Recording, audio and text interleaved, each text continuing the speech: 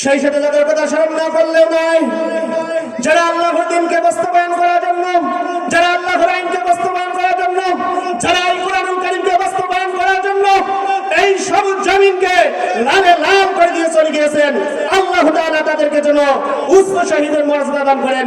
সকলে বলেন আল্লাহুম্মা আমিন। নাস্তিকতা নিফাক দ্বীন ইসলাম জিন্দাবাদ, ফুটি প্রাণে এক হয়ে আওয়াজ। খোদা তোর হিসাব পাবে না, এই বাংলায় ঠাই হবে না, মুসলমান জেগে গেছে আজ। চলো চলো সামনে চলো, জোর কদমে এগিয়ে চলো, সবাই মিলে একই সুরে দাও না স্লোগান, নারায়ে তাকবীর। দেন একটু জোরে দাও, নারায়ে তাকবীর, লিল্লাহি তাকবীর। ইসলামের জন্য দেশের হয়েছে জন্ম, ইসলামের বিরুদ্ধে গেলে দেশ হবে ভিন্ন। কথা বলেন ঠিক কিনা? ইসলামের জন্য দেশের হয়েছে জন্ম, ইসলামের বিরুদ্ধে গেলে দেশ হবে ভিন্ন। ইসলামের বিরুদ্ধে যারা নিয়েছে অবস্থান, এই বাংলায় ঠাই হবে না, যাও হিন্দুস্তান। কথা বলে ঠিক কিনা? চলো চলো সামনে চলো, জোর কদমে এগিয়ে চলো, সবাই মিলে একই সুরে দাও না স্লোগান, নারায়ে তাকবীর। আওয়াজ হয়েছে না ভাইজান? লিল্লাহি তাকবীর। মুসলমানের এই দেশেতে নাস্তিকদের ঠাঁই নাই, নাস্তিকদের পক্ষে যারা তাদের কোনো রক্ষা নাই। ও মুসলিম তাওহীদি জনতা, আজ যারা ক্ষমতা নেবে ইসলাম কেছে, ইসলামী শরিয়া আইন কেছে, নাস্তিকদের পক্ষপাতিত্ব করতেছে। শুনে রাখো তাওহীদি মুসলমান, এই নাস্তিকদের পক্ষপাতিত্ব যারা করতেছে এই বাংলার জমিনে, তাদের কোনো ঠাঁই হবে না, হবে না, হবে না। কথা বলেন ঠিক কিনা?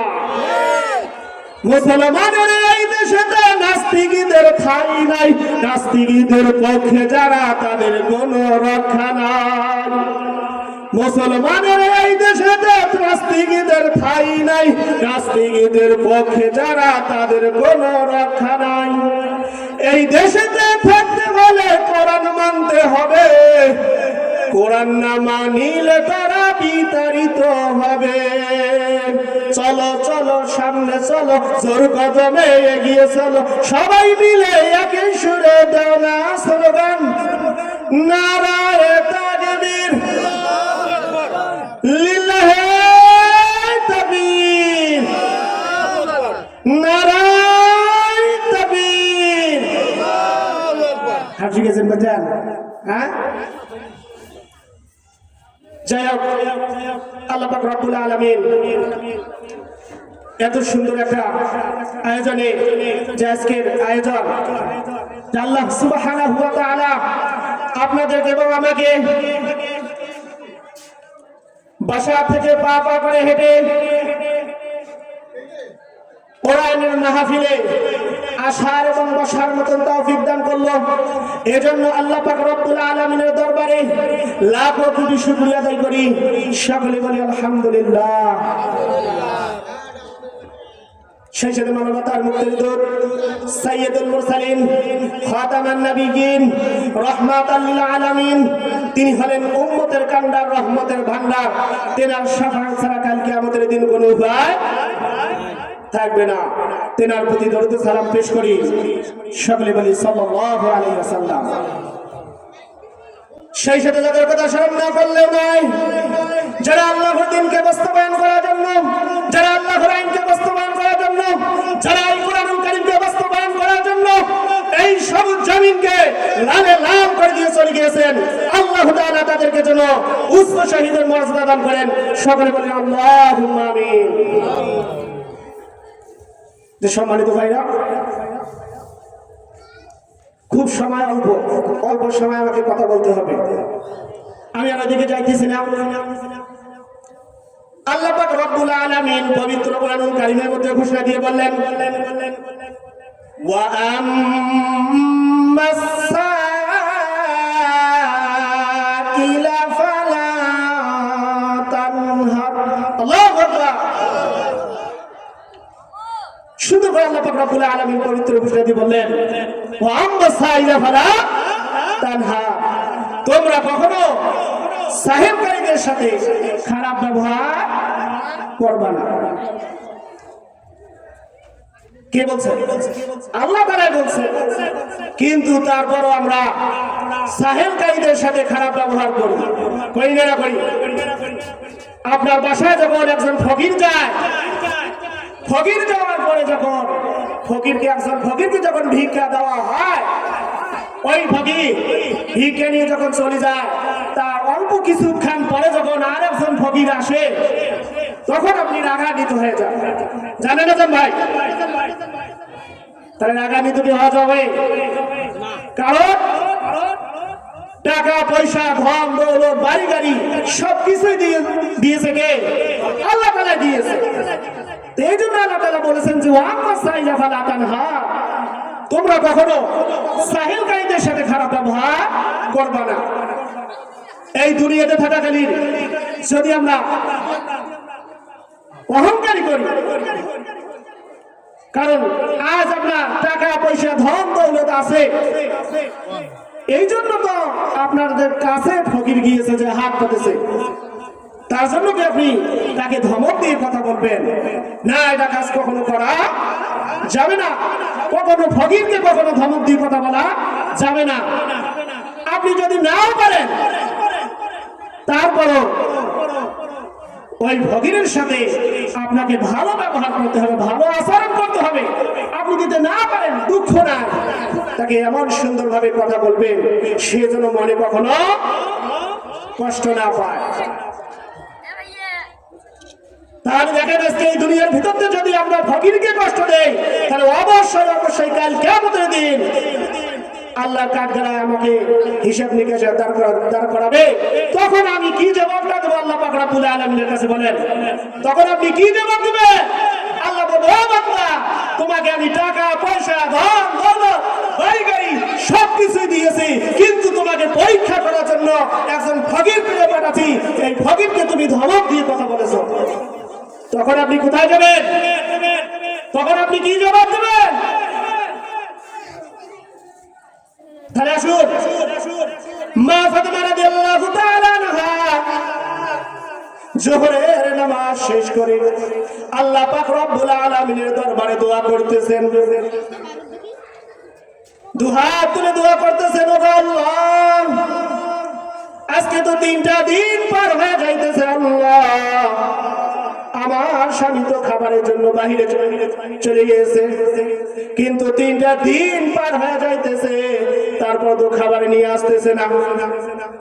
মা ফাতেমা রাদিয়াল্লাহু তাআলা আনহা এভাবে আল্লাহ পাক রব্বুল আলামিনের দরবারে দোয়া করতেছেন।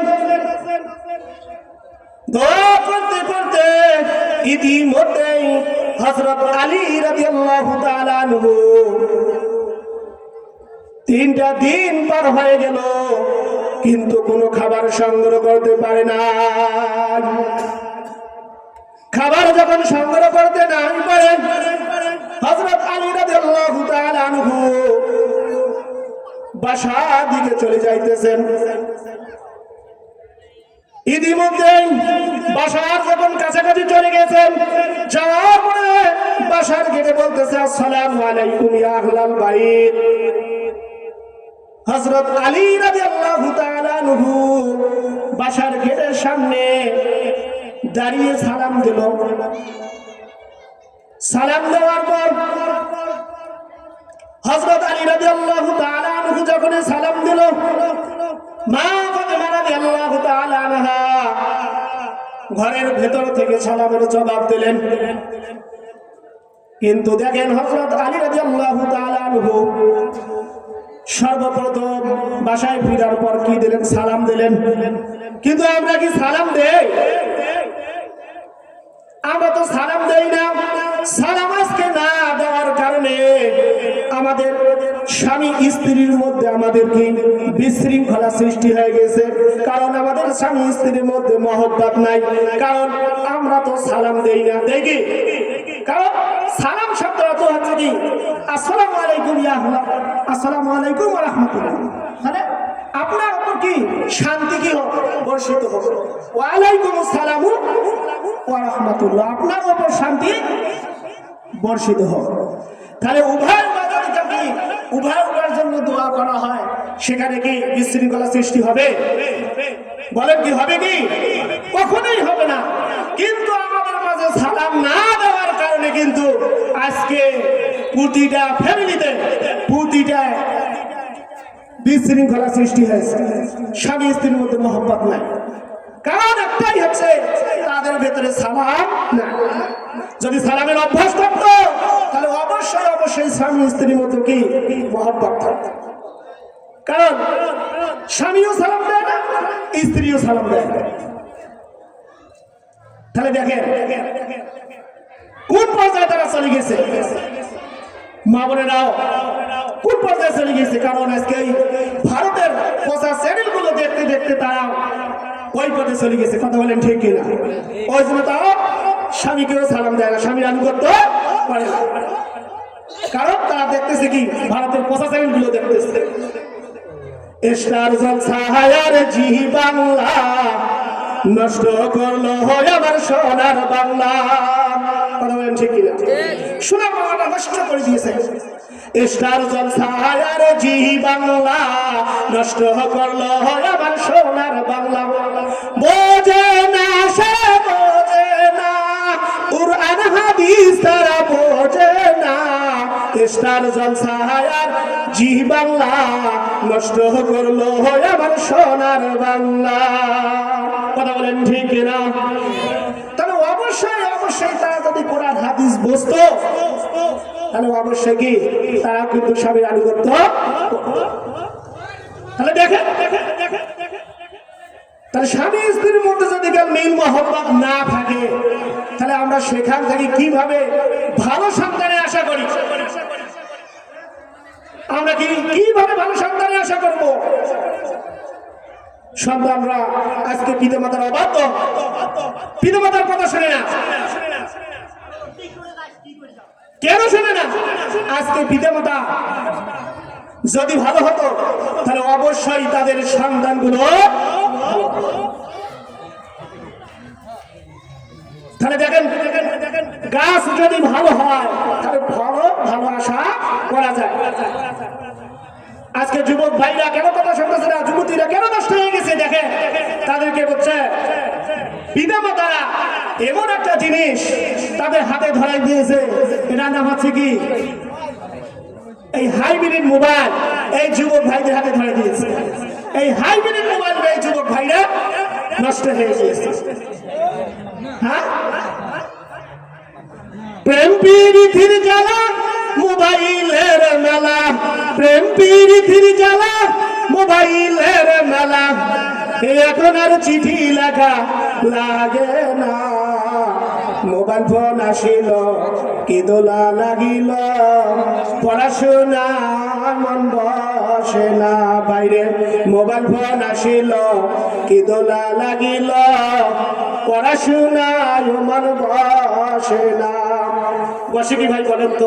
হ্যাঁ, এই মোবাইল নষ্ট করে দিয়েছে।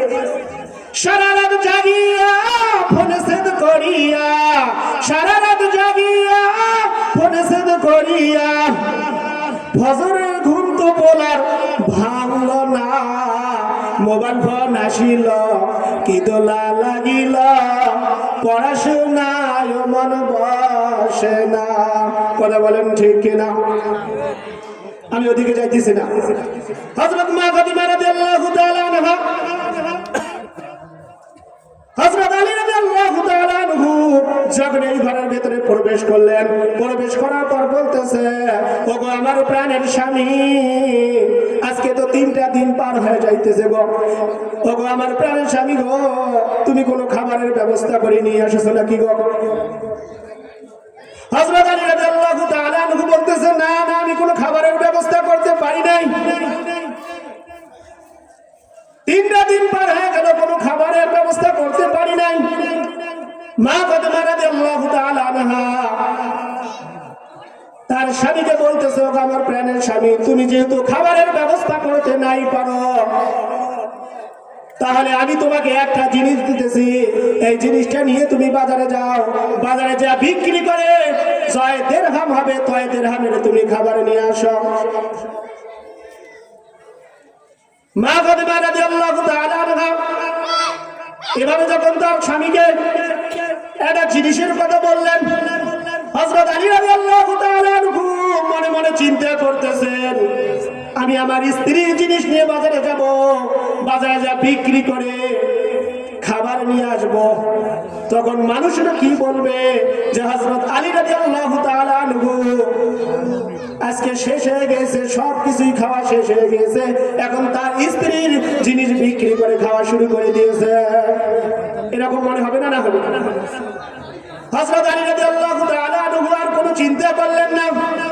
না করার পর মা ফাতেমা রাদিয়াল্লাহু তাআলা আনহা সঙ্গে সঙ্গে একটা চাদর দিলেন, হযরত আলী রাদিয়াল্লাহু তাআলা আনহুর পকেটের ভেতরে ঢুকিয়ে দিলেন। দেওয়ার পর হযরত আলী রাদিয়াল্লাহু তাআলা আনহু বাজারের দিকে রওনা হইলেন। অল্প কিছুক্ষণের মধ্যে বাজারে পৌঁছে গেল। পৌঁছে যাওয়ার পর হযরত আলী রাদিয়াল্লাহু তাআলা আনহুর চতুর সাইড দিয়ে লোক ঘেরাও করে ধরে রাখলো। আলী ভাই, আপনি কোন জিনিস বিক্রি করবেন নাকি? মনে হয় আপনি কোন জিনিস বিক্রি করবেন, মনে হয় আপনি কোন জিনিস নিয়ে এসেছেন। হযরত আলী রাদিয়াল্লাহু তাআলা আনহু মনের মধ্যে চিন্তা করতেছেন, আমি আমার স্ত্রীর চাদরটা সুন্দর করে পকেটের ভেতরে তো ওই ঘরের ভেতরে নিয়ে এসেছি, এরা কিভাবে জানলো যে আমি কোনো জিনিস বিক্রি করব নাকি? হযরত আলী রাদিয়াল্লাহু তাআলা আনহু মনের মধ্যে চিন্তা করতেছেন, কিন্তু ওই ভাই বলতেছেন, আলী ভাই, আপনাকে কোনো চিন্তা করতে হবে না, আপনি কোনো জিনিস বিক্রি করবেন নাকি? আমি আপনার সামনে একটা ব্যাগ মিলিয়ে ধরতেছি, আপনি ওই ব্যাগের ভেতরে ঢুকিয়ে দেন, আপনার জিনিস আমি দেখব না। সঙ্গে সঙ্গে ওই লোক হযরত আলী রাদিয়াল্লাহু তাআলা আনহুর সামনে ব্যাগটা ধরলেন। হযরত আলী রাদিয়াল্লাহু তাআলা আনহু সুন্দর করে পকেট থেকে চাদরটা ওই ব্যাগের ভিতরে ঢুকিয়ে দিলেন। দেওয়ার পর ওই লোক সঙ্গে সঙ্গে চেন মেরে দিল। দেওয়ার পরে হযরত আলী রাদিয়াল্লাহু তাআলা আনহুকে 6 দিরহাম দিয়ে দিল। বলেন সুবহানাল্লাহ। কয় দিরহাম দিল? 6 দিরহাম দিল। কয় দিরহাম? 6 দিরহাম। ওই লোক দেখলো না, কিন্তু তারপর কয় দিরহাম দিয়ে দিল? 6 দিরহাম দিয়ে দিল। হযরত আলী রাদিয়াল্লাহু তাআলা আনহু এই 6 দিরহাম নিয়ে খাবারের দোকানে চলে গেলেন। সঙ্গে সঙ্গে যাওয়ার পরে দোকানদার ভাইকে বলতেছে, দোকানদার ভাই, আমার কাছে 6 দিরহাম আছে, এই 6 দিরহামের আপনি খাবার সুন্দর করে প্যাকেট করেন। হযরত আলী রাদিয়াল্লাহু তাআলা আনহু এই কথা বলে দাঁড়িয়ে আছে দোকানের সামনে। দোকানদার ভাই 6 দিরহামের খাবার যতটুকু হয়, দোকানদার ভাই ওই 6 দিরহামের খাবার প্যাকেট করা শুরু করে দিয়েছেন। অল্প সময়ের ভিতরে 6 দিরহামের খাবার প্যাকেট করা হয়ে গেছে। দোকানদার ভাই বলতেছে, ভাই গো, আপনার 6 দিরহামের খাবার প্যাকেট করা হয়ে গেছে, আপনি এখন 6 দিরহাম দিয়ে খাবারগুলো নিয়ে যাইতে পারেন। এভাবে যখন দোকানদার ভাই বলল, বলার সাথে সাথে হযরত আলী রাদিয়াল্লাহু তাআলা আনহু দোকানের সামনে যে দাঁড়িয়ে আছেন, হযরত আলী রাদিয়াল্লাহু তাআলা আনহুর সামনে ইতিমধ্যে একজন ফকির এসে হাজির হয়ে গেল। হাজির হওয়ার পর বলতেছে, আলী ভাই, আজকে 4টা দিন পার হয়ে যাইল, আজকে 4টা দিন পার হয়ে যাইতেছে, আমি কোনো খাই নাই, আমার বাসায় খাবার নাই, 4 দিন ধরে খাবার নাই। কয়দিন? 4 দিন ধরে খাবার নাই। হযরত আলী রাদিয়াল্লাহু তাআলা আনহুকে এভাবে যখন বলল, এই ফকির যখন এভাবে বলল যে 4 দিন ধরে আমার বাসায় খাবার নাই, হযরত আলী রাদিয়াল্লাহু তাআলা আনহু চিন্তা করতেছে, আমার বাসায় তো 3 দিন ধরে খাবার নাই, কিন্তু আমার চাইতে দেখেন কত ফকির, তার বাসায় বলে 4 দিন ধরে খাবার নাই। আলী ভাই, আপনি পারেন যদি আমাকে একটু খাবারের ব্যবস্থা করে দেন। হযরত আলী রাদিয়াল্লাহু তাআলা আনহু এভাবে যখন বলা হলো, বলা হওয়ার পর হযরত আলী রাদিয়াল্লাহু তাআলা মনের মধ্যে চিন্তা করতেছেন আমার কাছে তো 6 দিরহাম আছে, আমি এখন কি করব? মনের ভেতরে রাগ উঠতেছে যে আমার বাসায় তো 3টা দিন পার হয়ে যাইতেছে, কোনো খাবারের ব্যবস্থা নেই। হাসান আর হুসাইন না খেয়ে আছে, কিন্তু ইতিমধ্যে আমার সামনে ফকির এসে হাজির হয়ে বলতেছে আমি 4 দিন ধরে খাই নাই, 4 দিন ধরে আমার বাসায় খাবার নাই। হযরত আলী রাদিয়াল্লাহু তাআলা আনহু সব কিছুকে ভুলে গিয়ে, মা ফাতেমা রাদিয়াল্লাহু তাআলা আনহাকে ভুলে গিয়ে, হাসান আর হুসাইনকে ভুলে গিয়ে আল্লাহ পাক রব্বুল আলামিন কোরআনকে বিশ্বাস করে হযরত আলী রাদিয়াল্লাহু তাআলা আনহু 6 দিরহামে ফকিরকে দান করে দিয়ে দিয়েছে। বলেন সুবহানাল্লাহ। হযরত আলী রাদিয়াল্লাহু তাআলা আনহু যখন 6 দিরহাম দান করে দিলেন, সঙ্গে সঙ্গে আল্লাহ পাক রব্বুল আলামিন পবিত্র কুরআনুল কারীমের মধ্যে ঘোষণা দিয়ে বললেন ওয়ামা তুনফিকু মিন শাইইন ফি সাবিলিল্লাহি ইউওয়াফা ইলাইকুম ওয়া আনতুম লা তুজলামুন।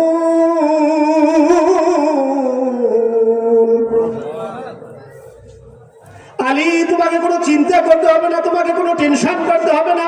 তুমি আল্লাহর রাস্তায় 6 দিরহাম দান করেছো, ইউওয়াফা ইলাইকুম ওয়া আনতুম লা তুজলামুন।